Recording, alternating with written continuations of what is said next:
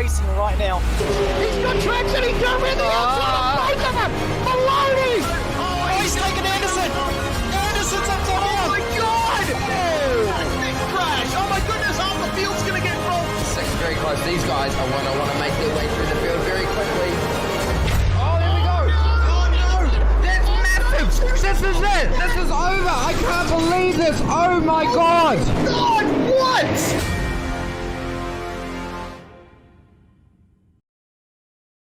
Are you spending a lot of time looking for setups and struggling for faster lap times? Are you tired of searching online for answers? Would you like to get setups, analysis and tutorials from some of the best sim racers in the world like Ralph Alla, Mitchell de Jong, Martin Krunker, Josh Rogers and many more? If so, virtualracingschool.com is the answer you've been looking for. VRS data packs provide hot laps from our professional coaches for you to analyse and replicate. They provide tutorials that walk you through the fastest laps and what the pros did to achieve the best times. And they provide the setups you need to ensure your car is competitive in both oval and road racing. If you're ready to get faster and reach more podiums sooner than later, just go to virtualracingschool.com and sign up for a free account today.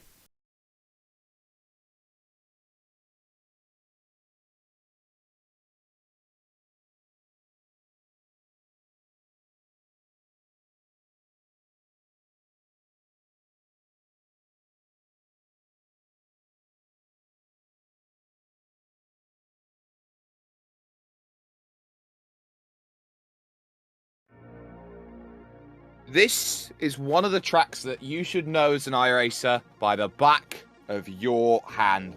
You should have had thousands upon thousands of laps of time around this place, working out what it takes to find that level of pace, that level of consistency, all the fundamentals needed to work out how a car handles around this place. This is Okayama. 2 years, this was a Formula One venue. Held the Pacific Grand Prix and of course was a romping ground for a Benetton driven by Michael Schumacher. But Okayama today is host to the VRS GT Sprint Series, the 9th round of 12, and we are in drop round season now as we work out the final 4 rounds and who, if any, can catch Max Del Orco up at the very top.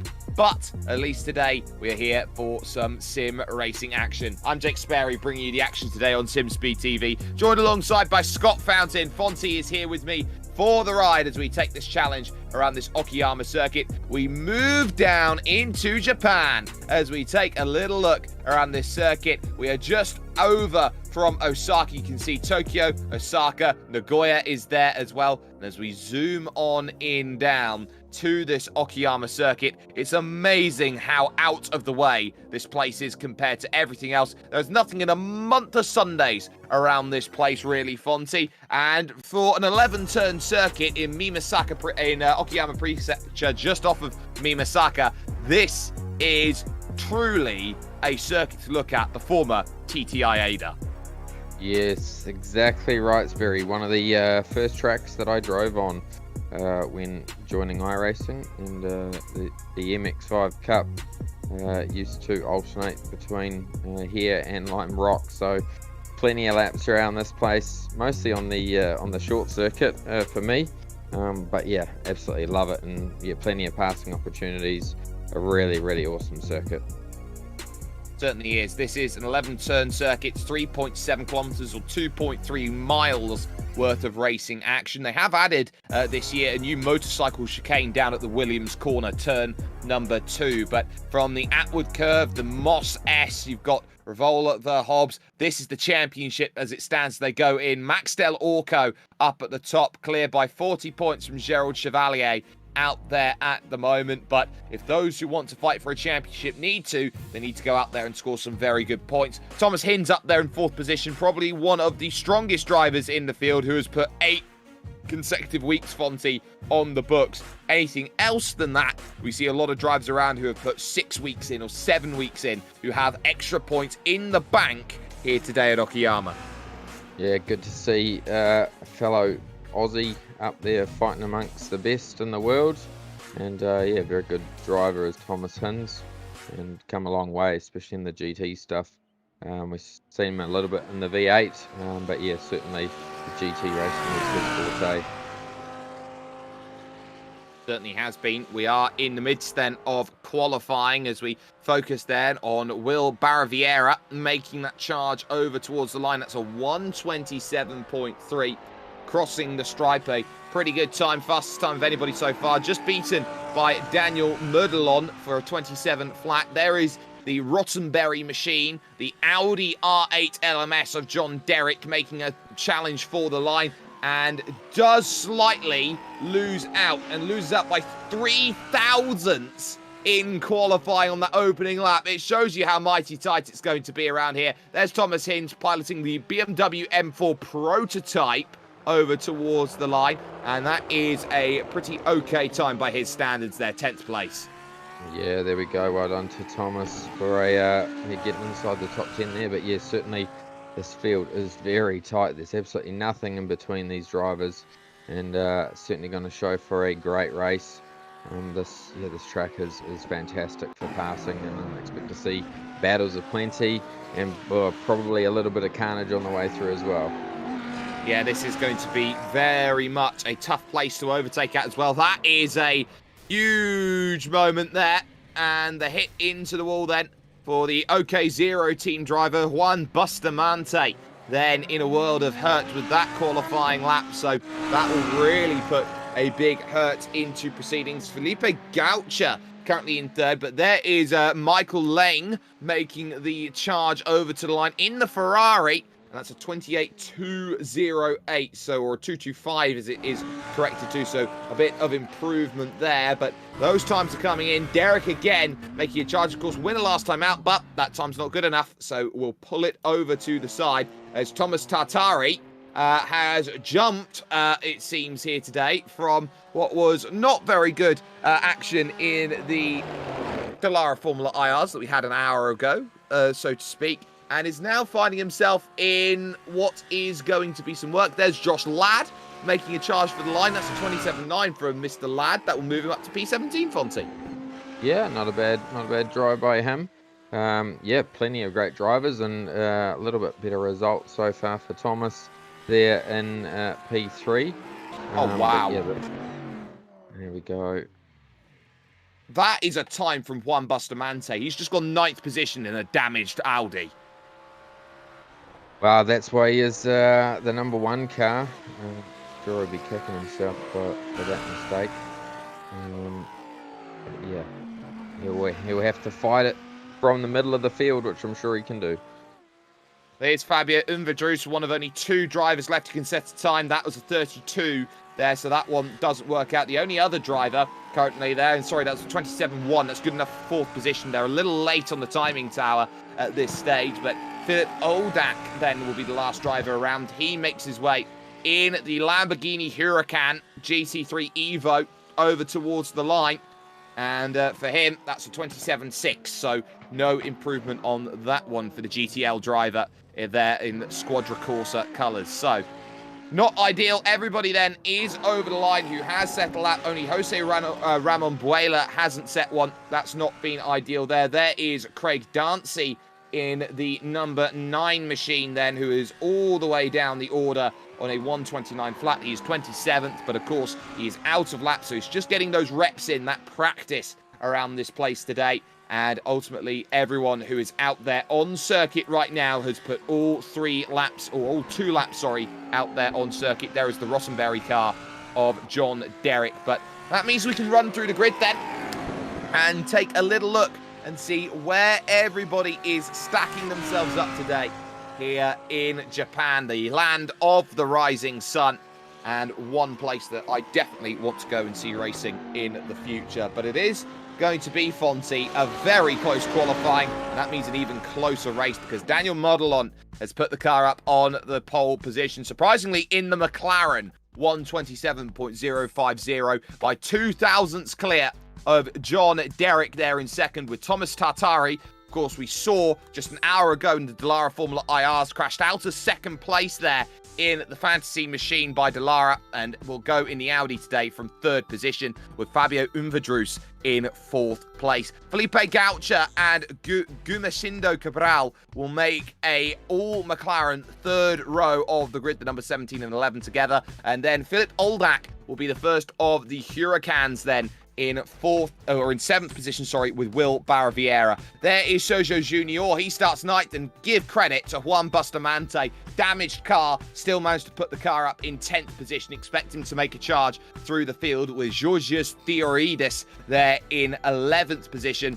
along with Dirk Beneke there in 12th in the Audi. Carmelo Martello then with 13th position overall, and the first of the BMWs, Thomas Hinz, of course the prototype that BMW are testing here in iRacing. Oliver Freund, the first of the Ferraris, he goes from 15th with Michael J. Preston in 16th position, matching his number, with Carlos Moreira de la Chica in 17th and Andre Pecha then in 18th position overall. Over onto the fourth page down, Josh Ladd in 19th with Luca Papa rounding out the top 20. Tom Schwartz then follows Daniel Cabrera Perez there in what is 22nd. Michael Finkboner down there in 23rd with Jörg Michael Frank then in what is 24th, also matching his number overall in the Lamborghini Huracan. And then one more page over, because we've got 28 to a grid here today. Michael Lang then in the Ferrari, following Alexander Shushka there in 26th. 27th going to Craig Dancy, and then rounding out the field, not setting a time, Jose Ramon Buela making up the 28 here today. Questions on Buela's performance, then he'll go right from the back, looking to get as much as he can out of it today. But they start on this back straight here, on the run towards, well, on the run just out, shall we say here, Fonty, of the Piper Corner, heading towards Redmond. Yep, it's going to be a fantastic race, and I tell you what, Bree, you did well at reading that grid, much better than I could ever do. And yes, very good at pronouncing names, mate. But yeah, fantastic racing. Expect to see plenty of passing. I love the last two corners. Really do create some great passing opportunities and plenty of carnage at the same time. So expect to see a few missing wheels off some race cars, I reckon. Well, that we will have to see. This is a very tough circuit to go and make things happen at. This is also the sort of track where you can get gaps opening up if you're not too careful. There's not many long straights as they will go towards then this Mike Knight corner, turn number 10, and then the aptly named last corner out on circuit, which they'll be challenging to the final corner out there overall. We welcome you, of course, to the conversation here as the Porsche iRacing first safety car dives down into the pits. It will be under Daniel Merdelon's control as they will get themselves ready. He launches out of that last corner, and immediately John Derrick goes over to cover Fabio Invadru. Thomas Tartari there in third position. We are racing for 40 minutes here, and Tartari's got his angle here at the first corner and will not quite get there. Modelon's got the gap he wants immediately. Derrick there trying everything, and it's the Audi's fight with three wide in the middle of the pack as well, as they all try and funnel their way through the opening stages. Everybody has made it through quite nicely, and crucially Tartari all over through the Moss S. You've spoken too soon, There's a big one in the background. Baraviera's involved. Yeah, big one there. That's side-by-side action, never too easy to go. And we've got another Ferrari, I think, just been sent off into the wall. I think it was Craig Dancy. Yes, it was. Sorry, an Audi. So plenty of carnage. Managed to get through the first two corners all right, but after that, she was all on. Yeah, there was 3 or 4 different incidents there going in towards the Atwood curve. We'll catch this on the virtual racing school replay here. This is Will Baraviera, the two McLarens then fighting at it for position as they try and go on through. It looked like Felipe Gaucher as they went through, and that's just a case of sticking the nose down the inside, the door being shut. And then the secondary incident comes as Thomas Hinz gets the back of Theodoridis then as they go through. And then you can see just everyone trying to work out their way through the smoke. And the iRacing smoke physics, Juan Bustamante also getting caught up in it there as everybody getting caught out. A throughput as well from Michael J. Preston means that he is out of the running as well. And a lot of changes then over the opening lap. It's Merdelon who leads, Tartari is in second, and Gumeshindo Cabral now moves up into third place out there on circuit. So a very hectic start. Some big gainers though. Andre Pecha up 9 places on the opening lap, Fonty. Yeah, impressive stuff. He's managed to stay out of trouble. Probably closed his eyes and just drove through that there. and yeah, he'll be happy with that start to the race. Carmelo Martello getting so close with Josh Ladd. I thought they netcoded, morphed into each other, going through the Wave Italy car there.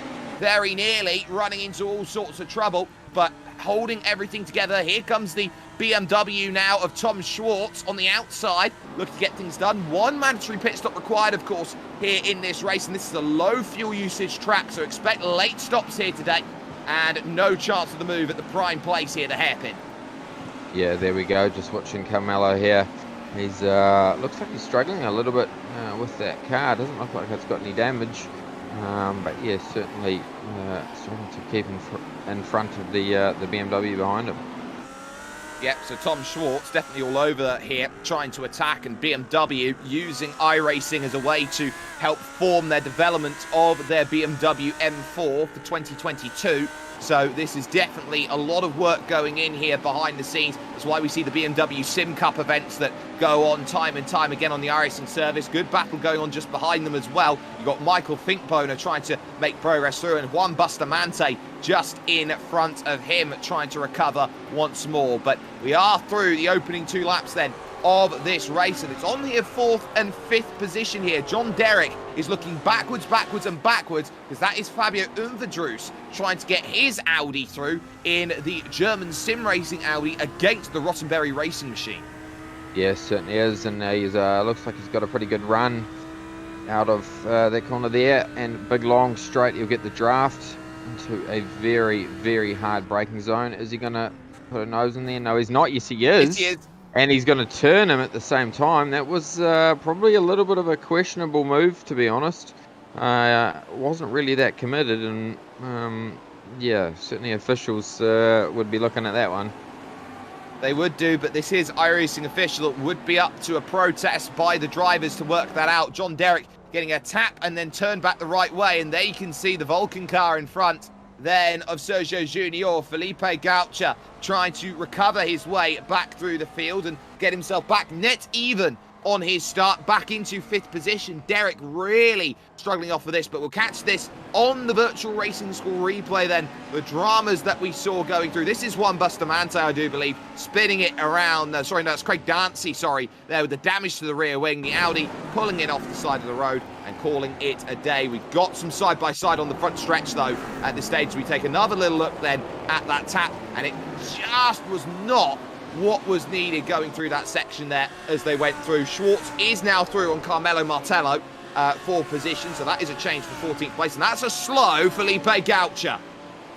There we go, and we've got another car in the wall in the background there, and that is Georges Theo, you might be able to say that better, the Theodoritis. There we go. Yeah, maybe, Joe, we can go back and have a look and see what happened there. The car looks to be okay-ish. There was about 3 cars wide there, so looks like he was just a passenger in that one. Well, he had contact with Alexander Schuschka as he went through and had a massive, massive moment. But this is Jörg Michael Frank that we keep an eye on at this stage in the Lamborghini Huracan, trying to charge through into these corners. Piper corner this is, and now making the run towards that next left of Redmond. This first of hairpins, a switchback as they head to Hobbs, and that's a spin in front. That's a big spin in front. That's Josh Ladd. There we go, and there's another car collected there. So 2 That's cars. Goucher again. Yeah. So it's still going to happen. Ow, ow, no. This is one of the things you find here at Okayama. There's so little space, Fonty. Yeah, those 2 corners are very difficult. It's so slow if you're the trailing car, and you know, there is a good passing opportunity there if the leading car goes wide enough, but they can come across on your nose very quickly, which I think is what happened there. And there you can see everyone's trying to funnel through on the outside, and you get more incidents. Carlos Moreira de la Chica involved in it as well as they tried to push through. So a few issues they go through. The Quincos Gaming car not happy, but there is Michael Finkboner here. He tries to go through, and well, he's got nowhere to go at that stage, and then everyone's trying to get themselves going, so there's more contact. It is a nightmare when you effectively have to shepherd everyone into a one-line point when you've got what is effectively a 3-wide section. Ladd is in the pits, Dancy in the pits, and Disasters Derek, though, we focus on in the number 2 Rottenberry racing car right now, has got everything sorted back together again. Sergio Junior behind, Fabio Unvadrus in front. He's in 5th position right now, and they're all looking to try and chase down, but it's about 1.2, 1.3 second gaps throughout the entirety of the top 5, except for Derek versus Unvadrus. Oh, there we go. We've got another car in the background there. I think that is Fig Boner again. Martello. Martello, I should say. So Carmelo Martello and Alexander Shushka getting involved. It looks like it was Jörg Michael Frank who had the first hit, and then Alexander Shushka, heading to the next corner, just pulls it in the wall and throws it in there himself, which is not what you want to see out there in the racing action that you've got. So they can see there's the Huracan, just totally frustrated, throws it in the wall. And that's the last thing that you want to see in sim racing. And I would argue here for Alexander Shushka, unless he's had a pedal failure, that is silly. Got a nice battle going on here for P8, P9. These guys racing very, very close. Going to have a look up the inside. I think he's going to get this one done nice and easily. Comfortable move there from Philip Oldak, who moves through Andre Pecha, who runs wide in the gravel, and Dirk Beneke couldn't get himself into position there to go out there and attack his Audi versus the other Audi there of Pecha. Pecha was the highest mover in the field at the time of the opening lap, and straight down the inside, he's suddenly gone from 8th to 10th in the space of 2 corners out there on circuit. So just how easily it all falls apart. And behind that, you've got Bustamante, who is through over the course of this lap on Tom Schwartz. So those positions very much changing, at least in the early goings of this race. And they've got every reason to be happy about the way that they're recovering their way through. There's your race leader, Daniel Merdelon. Is gap 1.2 seconds here over Thomas Tartari. McLaren's 1 and 2, the Fuel Tech car in control of things right now, but well, sorry, I should say Audi behind there in the form of Tartari. But now you're really starting to get into this. Now you're through in this race. You've got the first crazy 10 minutes into play. Battle on 13th and 14th, of course, still going on. You've got Oliver Freund here looking in front. He's got Felipe Gaucher versus Jörg Michael Frank. Yeah, these guys going at it. And yeah, you were just saying before, this track you can really, catch up. If you have an off and drop your way back, you can generally make your way back through the field in a long enough race, just due to the nature of the corners and how slow it is. You don't have big straights, and drafting isn't such a big part in this particular circuit. So the likes of Bustamante went way back there, and we're already seeing him back up in 11th position.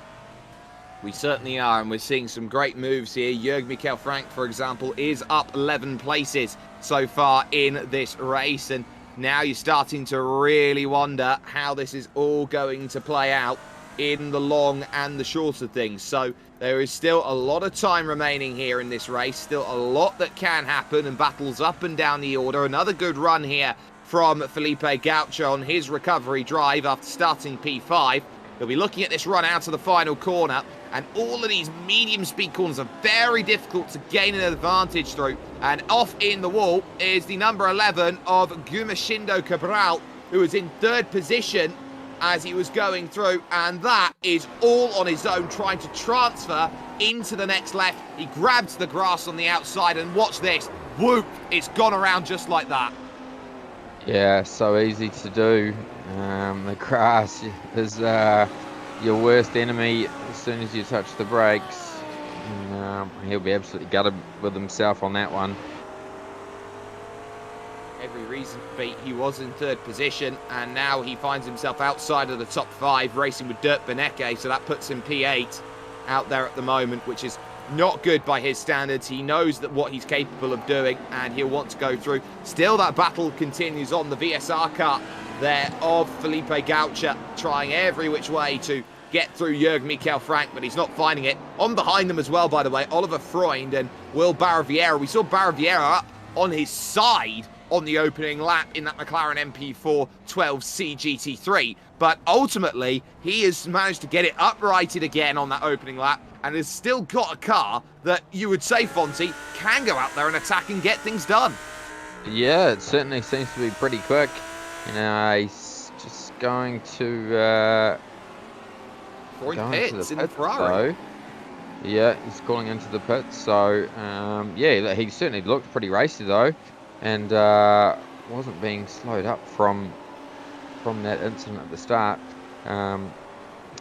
Battles plenty through the field though. Bustamante really starting to make pace on the P10 car. And there goes Goucher through on Jürgen Michael Frank. That move being concocted then for 13th as they head to the Atworth curve here. And surprising for a track here, it was very recently built in terms of racetracks. 1990, this place was created, of course, and held Formula One racing in 1994. So very quick, but look at how the Lamborghini comes straight back at the McLaren, tries to look down the inside, but all of that woking speed is there in the McLaren in comparison to Michael Frank, as that pack behind is a group of 5. Jose Ramon Buela, Michael Finkboner, Michael Lang, Carlos Moreira de la Chica, and Luca Papa holding everybody behind in the Monster Energy car.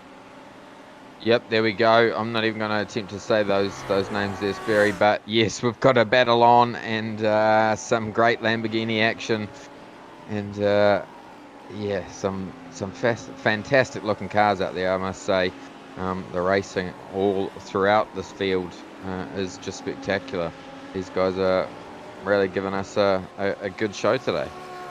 First and second, third and fourth, all in their own battles. 0.8 of a second between them. Thomas Tartari has just been chiseling away at one Mr. Daniel Murdelon, as Juan Bustamante right now looks to try and jump back up into the top 10. His eyes set on Andre Pecha here as he looks to try and get that drive, and he's doing everything possible to put the power down. Has he got enough of a run? Of course, Dirk Benecke will be giving a little bit of a toe in front, so it's going to be Audi versus Audi, and that is a lift, you would feel, by Andre Pecha, who wants none of Juan Bustamante going through. Yeah, you're exactly right. He'll be gutted with himself for his mistake in qualifying, and to get tangled up in that lap 1 shenanigans. Yeah, he's already making his way right back up there. You could easily see him get into the top 5 potentially by the end of this race. Could definitely do so, but needs a little bit of help from the strategy card out there, of course. The pit window is wide in this series and is open as Thomas Tartari chases down Daniel Murdelon at the front of this field. Through the right, they go then of the first corner to Williams at turn number 2 here. Very tough corner, off camber on the exit as you try and put the power down. A, S, A, and P here in this run, and ultimately, it's not going to be a case of close enough just yet, but there is still a lot of time to go out there and make that move. One of the fascinating things about these battles is that they are very much all to be concocted. Also on back now for 9th position, Bustamante is wasting 0 time right now. He's right on the rear of Dirk Benecke. Yep, he certainly is, and he was on the rear pretty quickly. He's going to get the move done straight away here. His car, oh, is he? He's going to have to use the toe. He'll definitely get him under brakes, though.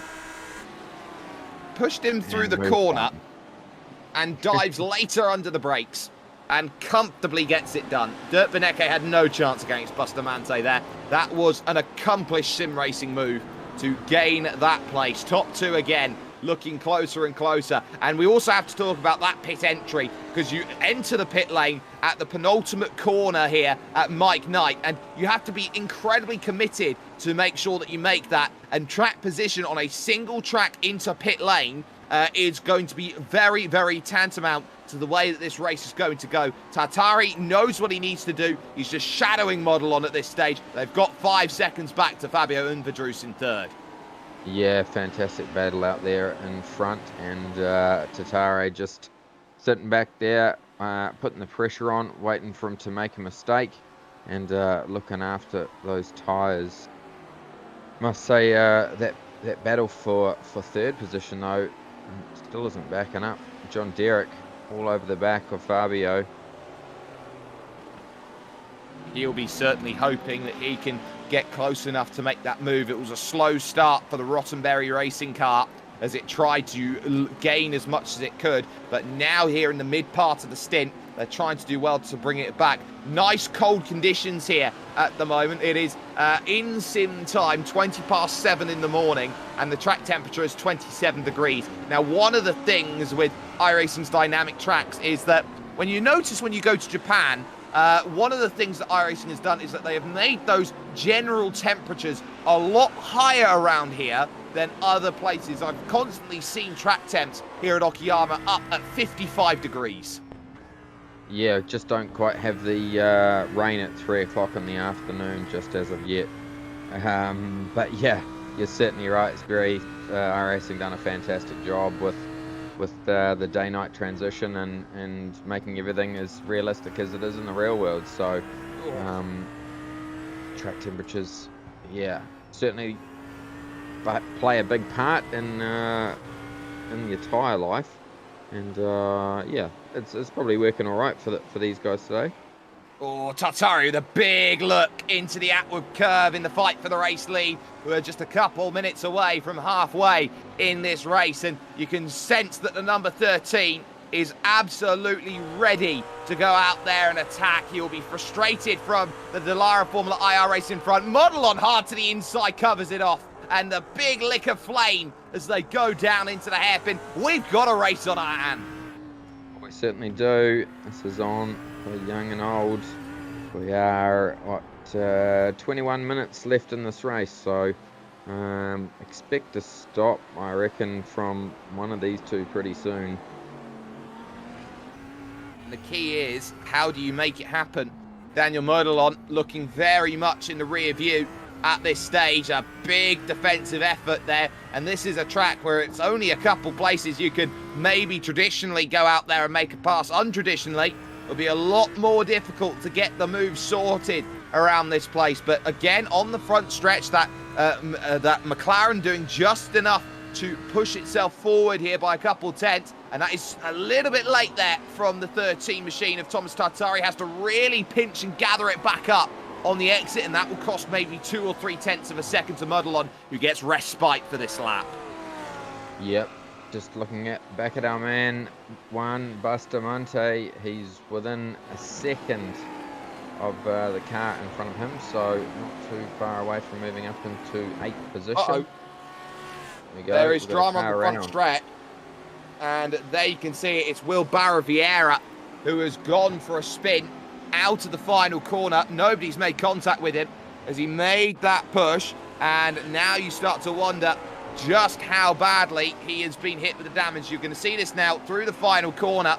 He goes through the back end, he just gets out in the gravel, and a huge tank slapper trying to bring it back around, rears it into the wall, and he's lucky he's actually still got that going. You can see the front very heavily damaged.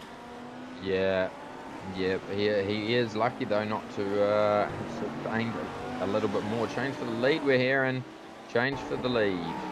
And Modelon is nowhere to be seen, and that is a mistake from Modelon into the revolver corner, losing the back end. I think he just tapped the grass as he went through, able to gather it back up again, and not ideal at all. So let's go on board here as we go out of the hairpin, up and over the crest, and yeah, just that tag of grass, and thank you very much, I'm around.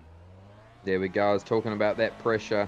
He's putting the pressure on, and the mistake has been made. He can come back from this though. We've still got 20 minutes left in this race, and pit stops to come.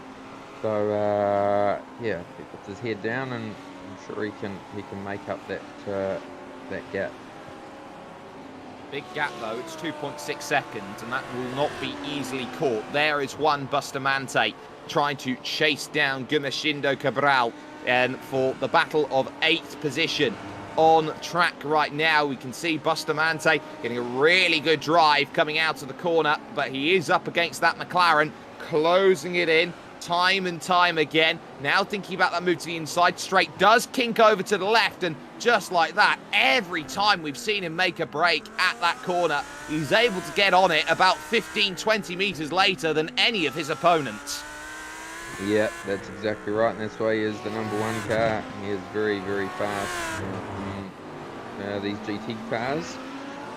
and doing a fantastic job. 2 seconds up the road is the next car for him. Yeah, and look at this here. Luca Papa losing the place. That's Carlos Moreira de la Chica going on through. And that is not ideal then for Luca Papa, who'll be looking behind. He's been holding the train back of Lang and Finkboner and Ramon Buela. And it starts to get aggressive again. Papa's going to come back because that's wide from Carlos Moreira de la Chica. And surely if you're third, fourth, fifth in the line, you're thinking about that pit lane. And in fact, Luca Papa's decided, you know what? I'm thinking of it. Bring along Michael Finkboner for the party. Yeah, he's got a little bit of damage to that car potentially as well. He could get slightly repaired. So yeah, good time to make a stop, grab a fresh set of boots. So a fresh set of boots and back on the way again. There is the battle for the final spot on the podium still. Unverdroos versus Derek, and Unverdroos will be buoyed by the fact that he is back close against Daniel Modelon, gap 1.2 seconds in front of him, and that will just be enough to stave off, at least at this moment in time, the work of John Derrick. Yeah, you're exactly right. Yeah, this could create some great racing, that's for sure. This will bring John right into the mix of it, and these guys need to kind of work together, I feel, to be able to catch up to that lead car. 2.6 seconds up the road is Thomas Tatari, so if they work together and they could, yeah, definitely make up that time. Yes, and it's that time that we'll be keeping a focus on. The longer that this race goes on, there is the 14 machine out there at the moment in a battle. Nice 3-car scrap. These are all the drivers. That's Daniel Cabrera Perez, who has come out of the pits then, and you've got, of course, Papa and Finkboner just there. So I believe Danny Cabrera still to pit, and the drivers in front already have. So that, at least for the moment, will be the focus out there on circuit. Worth noting as well that Michael Preston is out there circulating. He's 11 laps down, missed the start through, I believe, a power cut of some kind, and just trying to save his iRating and safety rating. Yeah, good on him. Out there to have some fun and do some laps. And yeah, try and look after that iRating as much as you can. Nothing worse than something like that happening, and yeah, not being given that fair chance. And you want to try and keep your iRating as high as you can at all times. Yeah, we see another driver down there in the pits, so pit lane starting to think about getting busy here, and that, of course, was Carmelo Martello in there for the stop. So Modelon versus Unverdroos versus Derek then, second, third and fourth positions as they go through. There is the German sim racing car. The Eagle is trying to land at this stage there for Fabio Unverdroos, and he will be looking to try and chase down that McLaren as quickly as he can. Modelon then crossing the line. It's a long drive. It's 27.7 out there. So that is Unverdroos there with a 27.6, and that is an extra tenth of a second change out there. So that is a very good battle that they've got going on out there at this stage. So still work to be done here, and of course those all-important pit stops. And you would argue at this stage here, Fonty, with how late they're leaving it, I'm expecting a flurry of activity with about 10 minutes to go, or if not in the next couple of laps. Yeah, you're exactly right. That will certainly be the case. Everyone will try and hold off as long as they can and look after the tyres, and then have a sprint to the finish. Yep, and it's that work to the finish as I get myself a little bit tongue-tied watching the battle for the podium out there at the moment. It's going to be that battle that we'll be keeping our main eyes on here at this moment. And it's just one of these tracks where you can see those gaps up there at 7 tenths, 8 tenths, 9 tenths. And it's also the sort of circuit where, you know, when you look at an incident and you look at a car go off in the grass, it almost feels like it's torturous and laborious because it will take a lot longer to get back onto the racing line. Yeah, yep, that's exactly right. It's yeah, plenty of runoff here at this track, and I think that's why they use it for you know, certainly entry-level racing, where when you come into iRacing, because it is so forgiving, and when you're practicing and trying to build up your iRacing career, the place is a little bit more forgiving than putting something like Mount Panorama as a rookie track. Into the pits comes Andre Pecha then, as he looks to make his stop then in this race. He was in 11th position as he made that decision, as we once more look at that battle going on for 3rd place out there on the road. And one driver that we haven't really talked about so far, Thomas Hinz, up there in 6th position right now. He's all on his own here, but again, Thomas Hinz has this uncanny ability. Yes, he got caught up in lap 1 with Georgios Theodoridis, but you can also say Hinzy knows how to gain places. He is a legend when it comes to that. Yeah, that's exactly right. Hinzy is a very good sim racer. He has been around sim racing for many, many years and always been at the front. He's a very clean and respectful driver.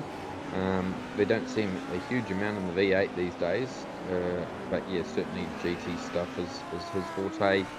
And yeah, doing a fantastic job in this championship, sitting 4th coming into this event. And where is he running now? P6. So yeah, great drive from Thomas Hinz. Yep, some great driving going on then. There is Bustamante in the number 1, and his next target very much in sight. 3/10 a lap. He's been closing down on Philip Oldak there, just in front in the number 18. So the work is very much there. The GTL Lamborghini, the Squadra Corsa, is all about trying to make that progress here and trying to keep it calm. But Bustamante, if he was clever right now, we're right in those late stages, probably thinking about pit stop as he got a little bit squirrely coming out of Williams. Yeah, well, the car is certainly performing well, so it doesn't look like he's had really any damage at all from that early lap incident, the early race incident. He's done a fantastic job to move his way out, but yeah, I'd certainly be jumping into the pits pretty soon if I was him. That definitely seems to be the case. There was Michael Lang coming into the pits, and there is Unverdroos once more in the number 3, starting to close in more now on Daniel Merdelon. Has got the gap down to 7/10 of a second. He's worked well over those last 10 minutes. He's got the gap down by about half a second over the last 4 or 5 laps. So certainly working. Tartari staying out there. Everyone's staying out there then of the top 4. They're going to run until those tanks are dry. And I'm sure if you're very, very cautious and nursing the car around this place, you might be able to make 40 minutes here on a tank, which would be absolutely ideal for everyone in this field. As we take a look then at Gumeshindo Cabral, a little bit ways down the order here in a bit of an island situation, you would say, at this moment in time, trying to recover through. And of course, a driver who was in 3rd position, Fonty, earlier on in this race, and will be really kicking the fact that he has let the ball slip compared to everybody he's around. Yep, that is definitely the case. Yeah, nothing more heartbreaking than throwing it away yourself.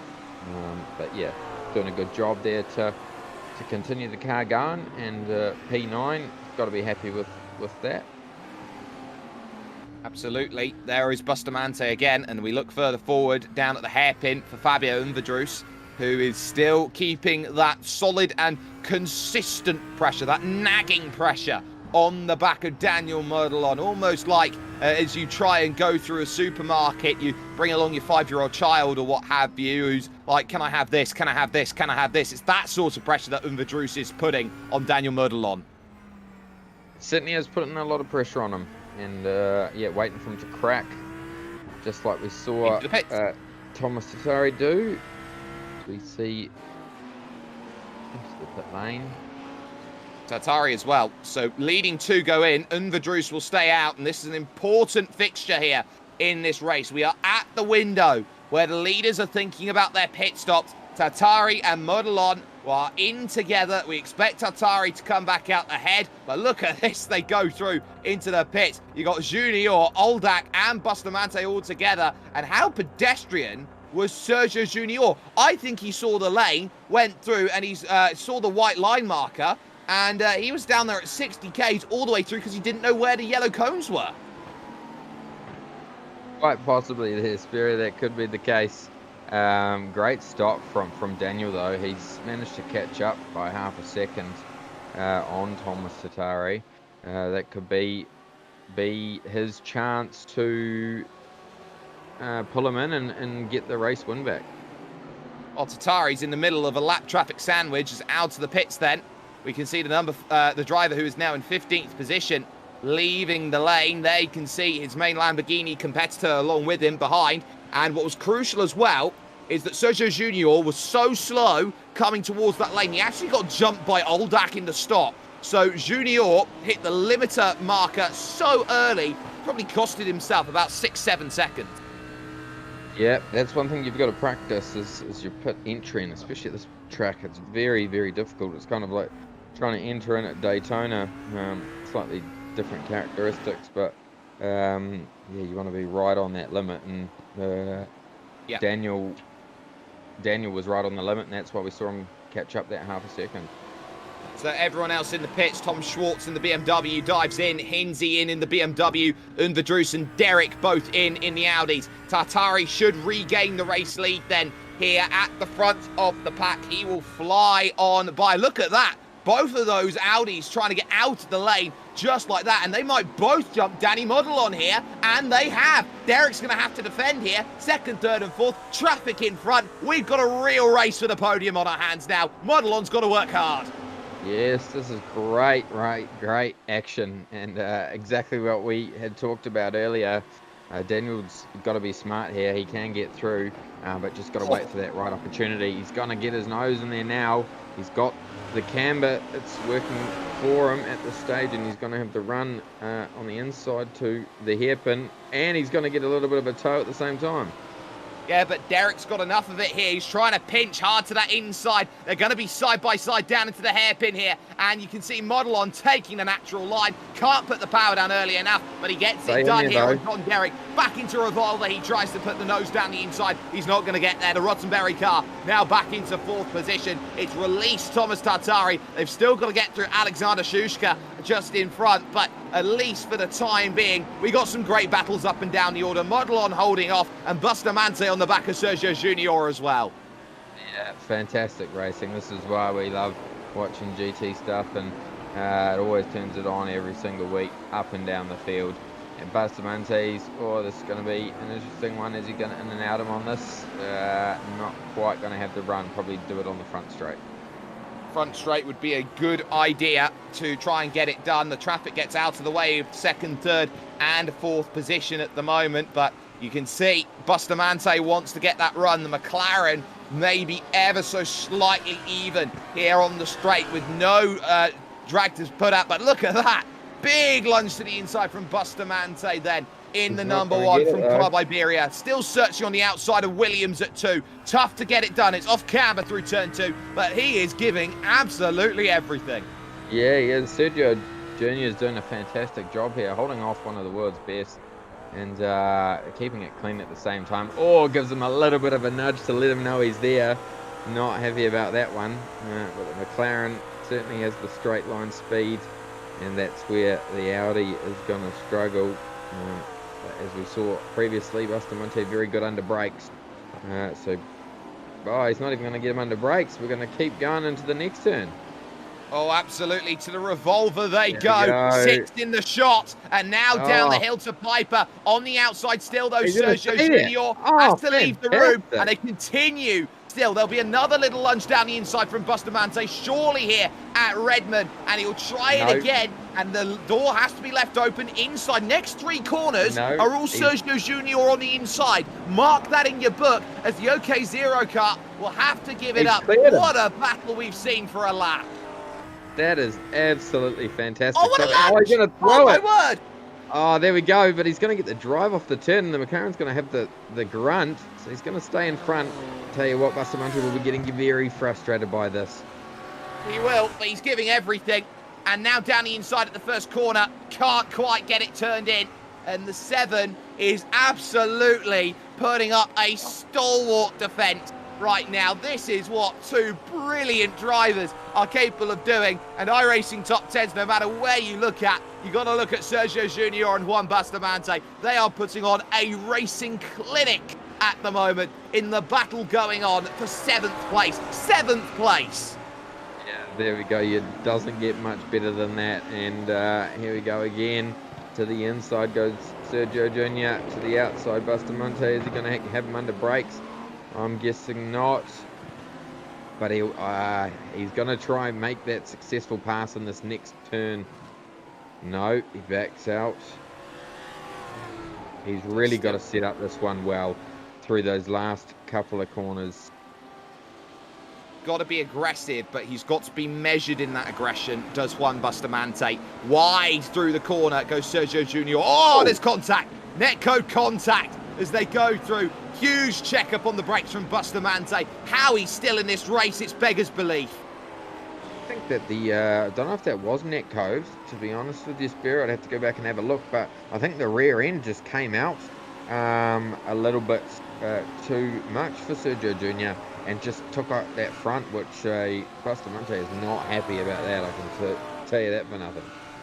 Well, we still have 2.5 minutes to go in a battle second, third and fourth. Danny Merdelon on the back of Fabio Unverdrus as they go through 5 versus 3. Two very accomplished drivers, and Unverdrus here in the German sim racing Audi has to deal with the fuel tech McLaren just behind that desperately wants to get through. Don't count out John Derrick in the Rottenberry racing car there as they go on the brakes in towards the right of the hairpin once again. Unverdrus has just got to hit his lines. It's up to the initiative of Merdelon right now to go and make things happen, and they should at this stage. Oh, that's the leader! That's the leader! That's Tartari from nowhere, and he's now outside of the podium. Here comes John Derrick looking for the podium of second place. He's not going to get there. Unverdrus leads. Oh my gosh, that is incredible. There we go. So he's driven so fantastically well all race and just thrown it like that. Look at Derrick. Down the inside at Mike Knight. Oh, they're going to come together. Merdelon, just enough room. There goes Tartari down the inside. Oh, this is incredible stuff. And now it's Merdelon who's off of the podium. Oh, there we go. So, oh, this is awesome racing. And it's still going on back there with last lap board. Last lap is out. Wow. What an incredible race. And look at this. Troubles then for the Rottenberry car. Tartari searching where there's no room. They make contact as they went to Williams, but ultimately they keep it together. Tartari wants that second place. John Derrick's going to do everything in his power to make sure he can stop Thomas Tartari. And I think he may just slightly be fuel saving as well, trying to take that natural line. Look at that. He covers the door as late as he can against Tartari, so he won't have a run here on this hairpin. They've left Fabio Unverdrus long gone at this stage, the driver who started in 4th place for German sim racing. But Tartari searching for the inside, it's not there, has to go to the outside. Merdelon encroaches, and now the door's open. Oh, and they check each other up. Tartari takes a shot. Merdelon's going to go through on the inside, surely here at the Revolver. Tartari comes back and will hold it because Merdelon's redressing that. He didn't want to take a position that way, and that should be that then in terms of the battle. How much damage has Tartari got now to the rear suspension as he goes through? That will be the last question through the final 4 corners. But for Fabio Unverdrus, as he will make his way to Mike Knight corner and the last, the battle's still on for 3rd. He's the coolest head in the room full of shooters right now. Call him the coolest cowboy. Fabio Unverdrus takes a wonderful win here at Okayama. Bustamante has thrown a very aggressive move and just lost himself another position. Yep, so he tried everything late, did Bustamante. That will be Gumashindo Cabral moving through up into 8th place. Sometimes you win them, sometimes you lose them. Bustamante losing one late will be a little bit frustrated about that. Still got some scraps to the end here. You got Jürgen Michael Frank up against Carlos Moreira de la Chica, going at it for position. That looks like that's going to be Frank's then to pick off, as well as Olivier Freund then with Michael Lang then, as they will come to the line. There will be no changes of position there, but we'll catch this on the virtual racing school replay. What a finish that we have had here today. And I want to go and look at Tartari's spin. That's the one thing we didn't keep our eyes on over the course of it. There's the spin, but we need to go back a little bit more with that. So all on his own, out in front, Thomas Tartari, who, of course, threw away 2nd place in the Dallara Formula IR, has just thrown a race victory away. He just gets a little bit wide going through, back steps out, he tries to gather it, and he absolutely can't. He does so well to get off of the racing line, by the way. He could have easily have had Unverdrus running straight into him. There you can see John Derrick immediately deciding to be aggressive. So aggressive, in fact, you can see here, bang, gives a shot to the back. That was absolutely fantastic racing. Probably some of the best GT racing I've seen in a long time. Oh, hang Yeah. on. Hang on, because this is a big change, and that will be Thomas Tartari, who will have a 30-second penalty applied post-race for exceeding the incident limit out there on circuit. His limit is up there at what is going to be 21. Danny Modellon as well. I'm wondering if he's going to be okay on limit, because it says he's on 17. I wonder if it's post-race he's picked those up.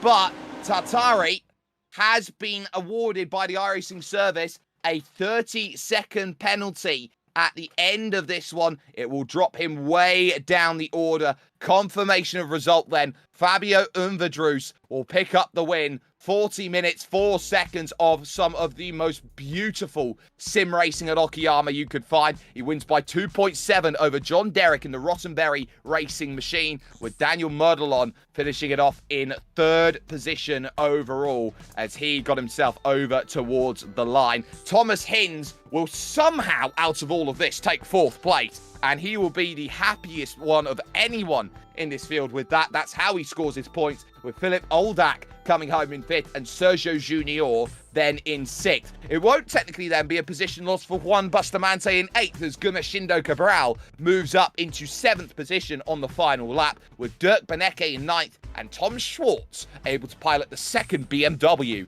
inside the top 10. To 11th, Andre Pecha, he gained 9 places off of the opening lap, still fell back though to 11th, and despite the contact on the opening lap with Thomas Hinds, Georgios Theodoridis finishing off in 12th position in the Huracan. Felipe Gaucher finishes 13th, a day to forget for him, with Jörg Michael Frank 14th and Carlos Moreira de la Chica in 15th.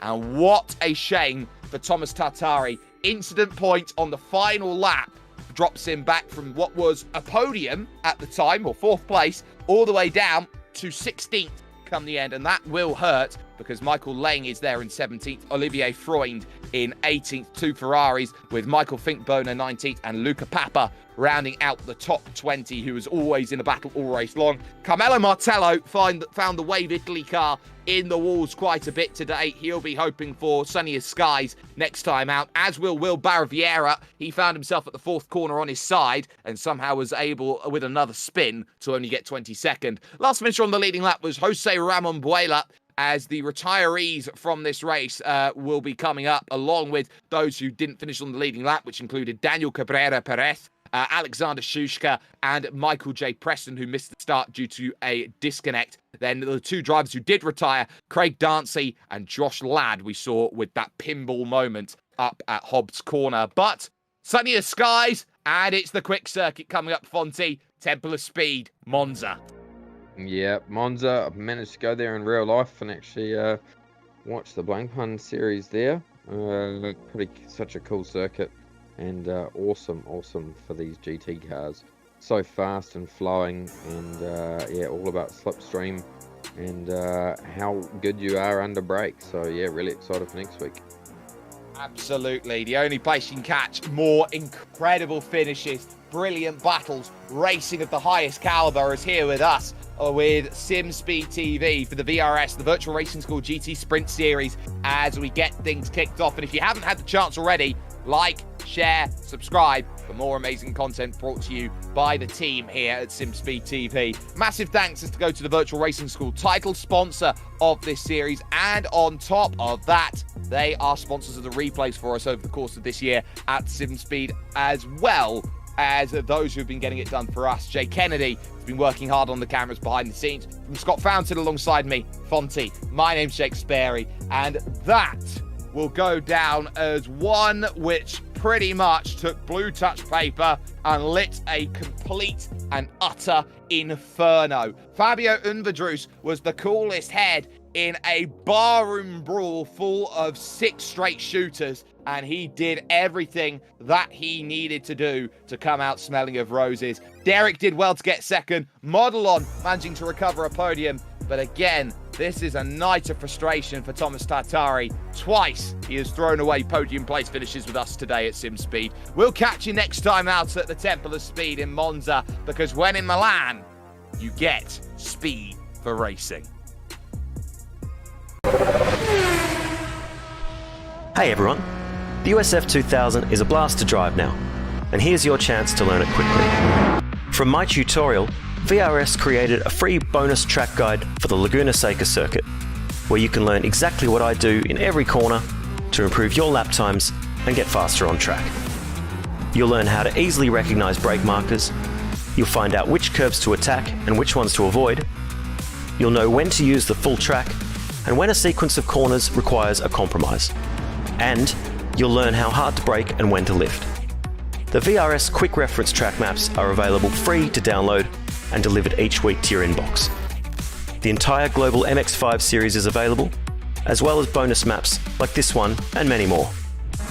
So if you're a new racer, or a veteran, or just anyone who wants to learn how to get faster sooner, the VRS track guides are for you.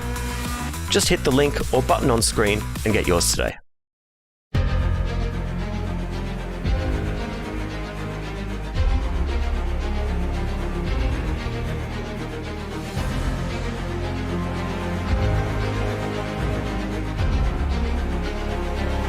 This is fantastic.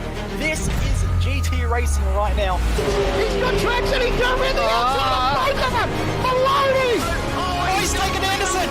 Anderson's up to Oh my god! Oh! Big crash! Oh my goodness, half the field's gonna get rolled! Second very close. These guys are want to make their way through the field very quickly. Oh, here we go. Oh no! That's massive! This is it! This is over! I can't believe this! Oh my god! God, what?